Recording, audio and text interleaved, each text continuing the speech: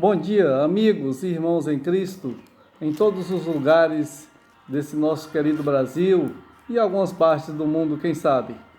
A graça e a paz do nosso Senhor e Salvador Jesus Cristo seja com cada um de vocês. E hoje nós vamos continuar as nossas mensagens e é uma continuidade do Sermão do Monte, que Jesus chamou os seus discípulos para ensiná-los. E o ensinamento de hoje é sobre o choro. Opa, pastor Eurival, o que a gente tem que aprender com o choro? É curioso, mas a palavra de Deus nos orienta que nós temos muito o que aprender com os que choram.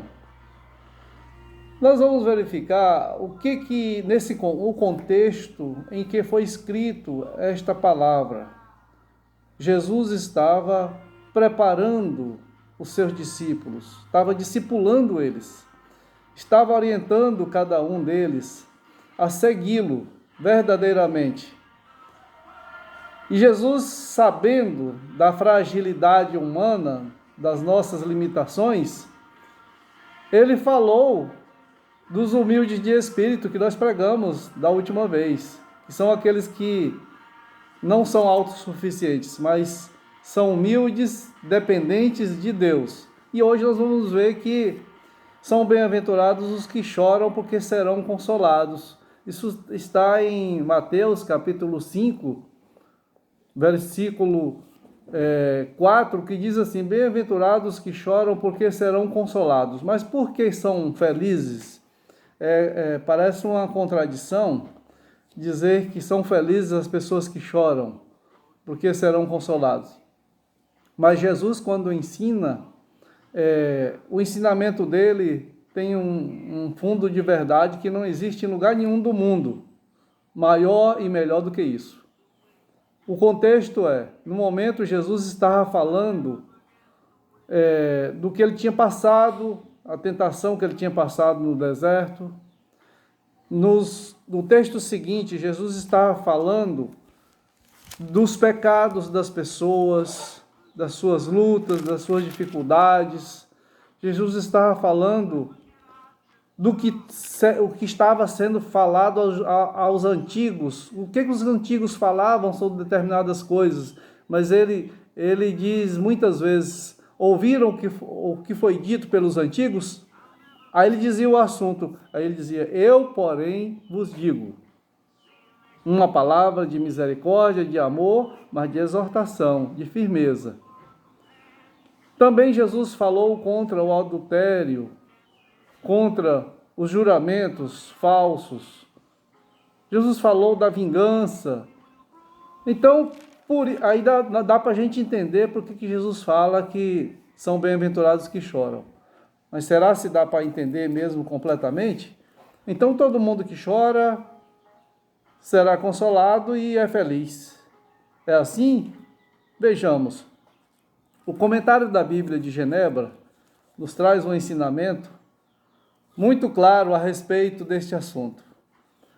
E eu vou ler para vocês aqui o que o comentário nos ajuda a entender. Os grandes teólogos que estudaram muito mais do que eu e muito mais, talvez, do que você, diz assim: os que choram estão chorando por causa do pecado e do mal, especialmente deles mesmos, e também por causa da falha da humanidade em dar glória a Deus apropriadamente. Então começou a clarear agora, não é? É interessante, quando Jesus diz: bem-aventurados que choram por causa dos seus próprios pecados, por causa do mal que impera neste mundo, por causa das aflições, por causa das perturbações, não é? E por aí afora. Então, meus irmãos, quando Jesus prepara os discípulos, ele traz um porto seguro para eles e diz: olha, vocês vão chorar, vocês vão sofrer, vocês vão enfrentar dificuldades, mas vocês são bem-aventurados, porque se vocês chorarem, se não for um sentimento de perda de um parente, de um sofrimento de outra pessoa, mas se for pelos seus próprios pecados, é um choro acolhido também por Jesus e com um acolhimento de consolo. Isso é que nos dá uma alegria grande. Dá alegria na hora do choro, não é a alegria, é ficar zombando dos outros, é sorrindo do mal que os outros estão passando, estão sofrendo. Não, não é assim dessa forma. Estamos felizes porque, ainda que alguém chore pelos seus próprios pecados, isso significa que está havendo arrependimento, que está havendo contrição, o coração está sendo quebrantado. E se o coração está sendo quebrantado, está sendo dado espaço para o Espírito Santo entrar e fazer a obra de dar sabedoria, de dar discernimento, de dar poder, para intrepidez e fortaleza espiritual para enfrentar as fortalezas humanas e as fortalezas do inimigo que se levantam. Que nenhuma fortaleza humana ou do inimigo tem poder contra a Jesus Cristo, contra o nosso Deus Pai, Filho e Espírito Santo. Então, meus amigos e irmãos, bem-aventurados que choram porque serão consolados, mas bem-aventurados que choram principalmente quando eles choram arrependidos dos seus pecados. Choram por causa do mal que está campeando este mundo, os corações, o mal que está arrebatando os corações, não é? E deixando os corações presos.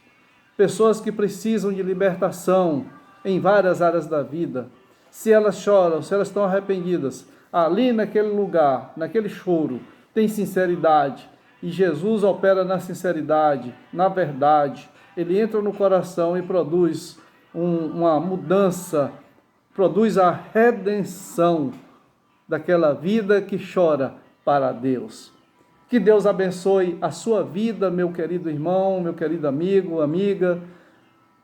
Que a paz do nosso Senhor e Salvador Jesus Cristo seja sobre a sua vida, da sua família, dos seus familiares.